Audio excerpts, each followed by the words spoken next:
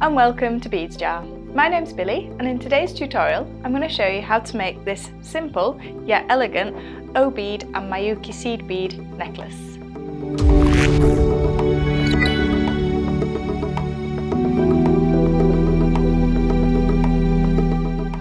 For our project we're going to use an Aculon in a 7-strand, or you can use Beadalon, either's fine.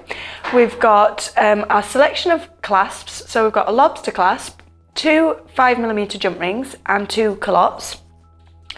I've got the crimp beads, and I'm going to use the silver crimp beads for this project. These beautiful size 11 Miyukis and the fabulous rainbow O beads. Tool-wise, I just need 2 pairs of flat nose pliers and a pair of side cutters. We'll start the project with a 30cm length of the cable wire, and nice and easily we're just going to thread a small crimp onto our wire, and I'm going to follow that crimp with, well, first I'll pick up 7 of the O beads, 5, 6, 7, and a few of the Miyuki seed beads. So I'm going to put the seed bead first, followed by an O bead, and then all 7 with a Miyuki in between each. I'm just picking those up like that.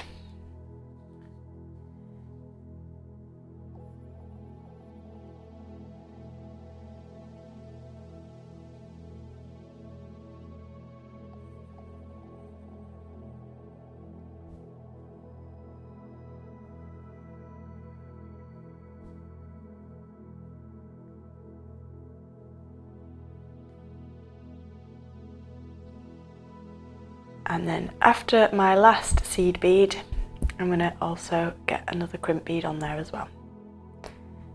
Okay, you're then going to take both ends of the wire together so that they're level, and then take the project and you're going to slide your hand down the wires so that we've got the beads sat in the centre of the project. Supporting that with your left hand, take your pliers, and we want to use the flat nose pliers, I'll get there eventually, and we're going to crush the crimp bead flat. So just a nice firm grip, and we're just going to crush that flat on the wire, like so. Rather than twist your hands and get all knotted up, flip the project round, slightly tilt it so that the beads are falling into the crimp on that side that's pre-crushed, and then we crimp that one. That way there's no gaps with our crimp beads. There we go.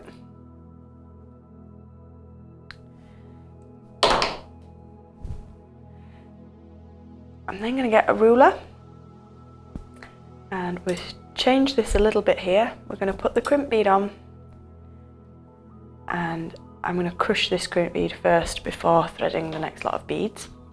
I'm going to leave a 2cm space between these, but obviously you choose whichever is best for you and your project. I'm just going to take the crimp bead, but I'm not crushing it straight away, and then I'm just going to slide along this ruler. So I'm going from the 10 to the 12, and then just a nice firm crush. I'm just positioning the wire so that my crimp beads all sit the right way as well. Just gives it a nicer finish for your project. So crushed my crimp bead, 2cm, move it out of the way, and we're going to pick up another 7. 5, 6, 7. Oh, that's got a funny edge on it, so I'm going to put it away, pick up a new one. 7. Same again. Miyuki, O bead, Miyuki.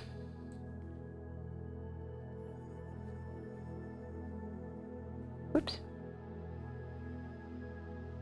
Pinging the beads today.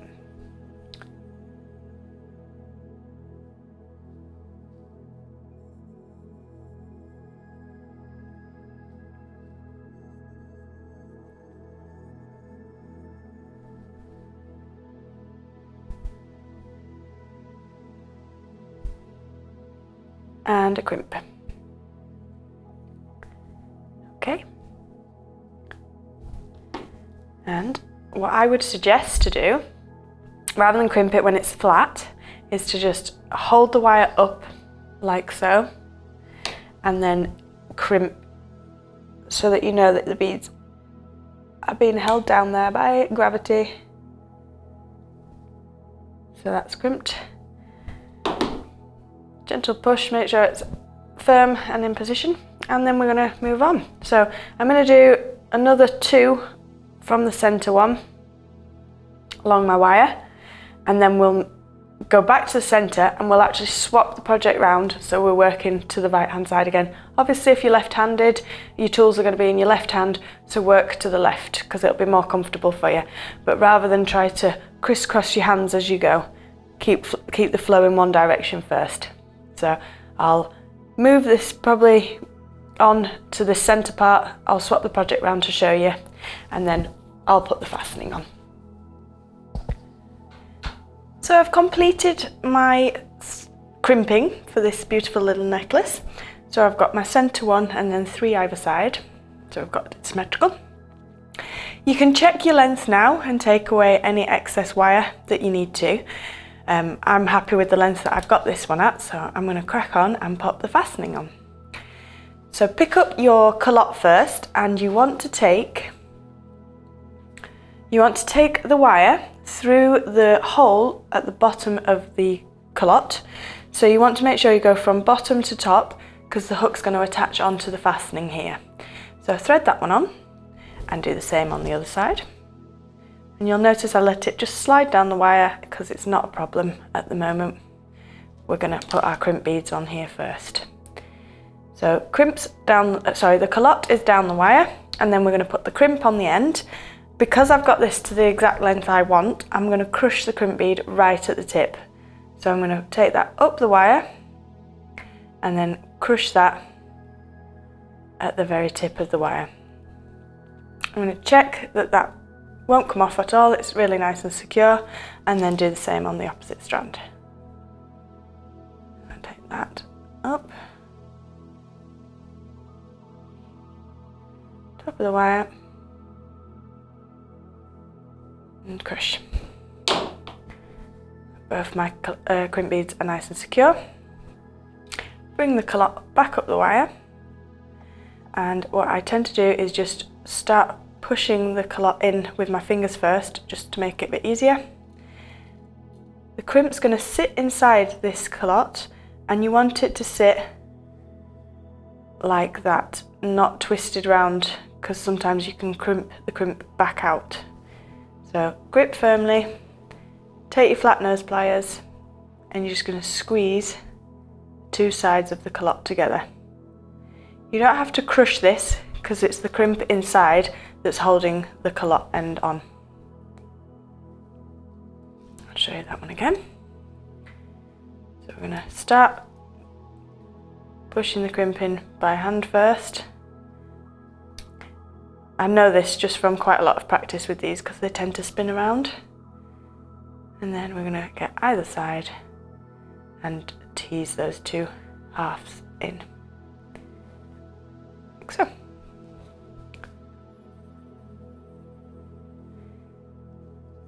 Bring my clasp over, and the first thing I'm going to do while attaching this is open the jump ring to hook onto the loop on the lobster clasp. So you're just going to take 2 pairs of pliers, push one side of the jump ring away and bring one towards you, hook that onto the loop and close that back together again.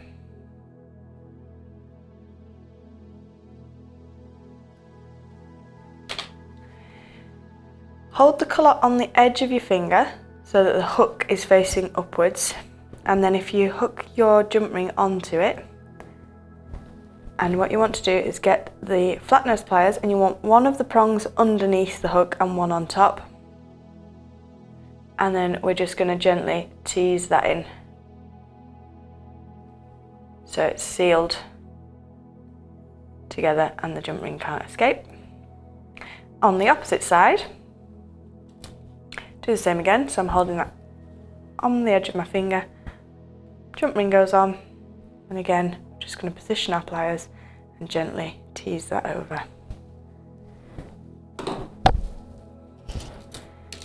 That's given us a very neat finish to this beautiful project. There we go. Clasps all nice and secure on there. And that's the project complete. Enjoy!